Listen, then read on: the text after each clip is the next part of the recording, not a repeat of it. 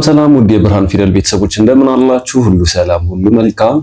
እኔ አለሁ ደህና ነኝ። እንኳን ወደ ብርሃን ፊደል በሰላም መጣችሁ። አዲስ ከሆናችሁ ሰብስክራይብ በማድረግ ጀምሩ። ነባር ቤተሰቦች ደግሞ እንደተለመደው ላይክ እና ሼር እያደረጋችሁ አብራችሁን ትሆኑ ዘንድ የአክብሮት ጥያቄያችን ነው። ማንኛውም በውስጥ መስመር መማር የሚፈልግ ሰው ካለ ደግሞ በየትኛውም አገር ሆናችሁ በየትኛውም እድሜ ላይ ብትሆኑ ያው ትምህርት እድሜ አይገድበውምና ስክሪን ላይ በእናስቀምጥላችሁ ስልክ በኢሞ በቴሌግራም በዋትስአፕ እየደወላችሁ ልታናገሩንና በሳምንት 5 ቀን ቆንጆ አድርገን ልናስተምራችሁ እንችላለን። እሱን አድርጉ። ዛሬ ይዤላችሁ የመጣሁት ደግሞ አማርኛ ፊደላት ክፍል 3 ነው። አማርኛ ፊደላት ክፍል 3 እንግዲህ ከዚህ በፊት ክፍል 1 እና ክፍል 2 ለቅቄላችኋለሁ። እሱን ያላያችሁ መለስ ብላችሁ ማየት ትችላላችሁ። የዛሬው ልዩ የሚያደርገው በእጅ የተጻፈ መሆኑና ከታች ደግሞ አንዳንድ ቁጥሮችንም ጨምሬላችኋለሁ። ምናልባት ቁጥር የማይችልም ሰው ካለ በዛው ቁጥር እናስተምራችኋለን። ሂሳብ እስኪ አብራችሁን ሆኑ። በክፍል 3 እንግዲህ የምንጀምረው ከሰ ነው። ክፍል 1 ላይ የመጀመሪያ ፊደላትን ብቻ፣ ክፍል 2 ላይ ደግሞ ከሀ እስከ መ ያሉ ፊደላትን አስቆጥሬያችሁ ነበር። ዛሬ ደግሞ ይሄኛው ከሰ እስከ ሸ አራቱን ፊደላትና እዚህ ጋር ያሉ ቁጥሮችን እናያለን። እዚህም ጋር ደግሞ ቃላት አሉ፣ እነሱንም ጨምረን እናያለን።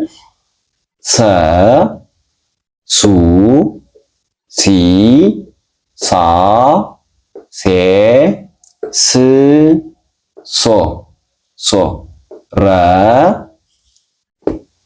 ሩ፣ ሪ፣ ራ፣ ሬ፣ ር፣ ሮ። ሰ ይችኛዋም ሰ ነች፣ ይሄኛውም ሰ ነው፣ ይሄም ሰ ነው።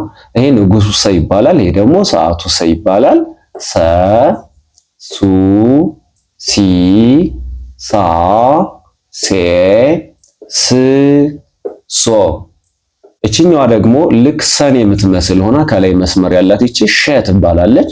ሸ፣ ሹ፣ ሺ፣ ሻ፣ ሼ፣ ሽ፣ ሾ፣ ሾ ትላላችሁ።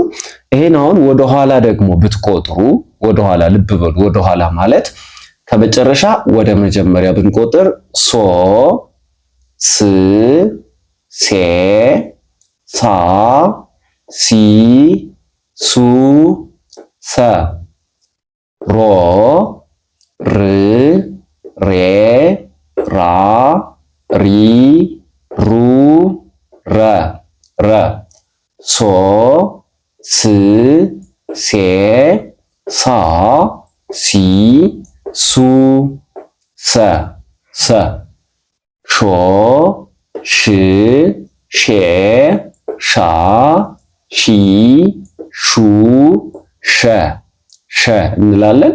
ልክ እንደዚህ ያደረጋችሁ ወደ ግራም ወደ ቀኝም እየቆጠራችሁ በደንብ እነዚህን መለማመድ ትችላላችሁ። ሌላው ከነዚህ ጋር የተያዙ ቃላትን እዚች ጋር አስቀምጬላችኋለሁ። ሰመረ፣ ሰመረ ይላል አይደለም? ሰመረ፣ ሰመረ። ረበሸ፣ ረበሸ፣ ረበሸ ይላል። እቺ ደግሞ ረገመ፣ ረገመ፣ ረገመ ትላለች። ይሄኛው ሰረቀ፣ ሰረቀ ትላላችሁ።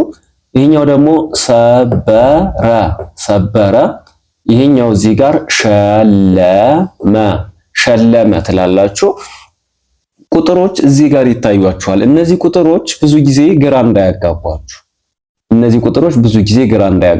አሁን ይሄ ቁጥር 100 ነው፣ 100 ነው። ይሄ አይጠፋችሁም። በእርግጥ 100 ነው ይሄ ቁጥር። ከዛ ግን 101 ነው ይሄ። እሺ 101፣ 102፣ 103 እንደዚህ ነው የሚጻፈው። 104፣ 105፣ 106፣ 107፣ 108፣ 109። ይሄኛው 110 ነው እዚህ ጋር የምታዩት።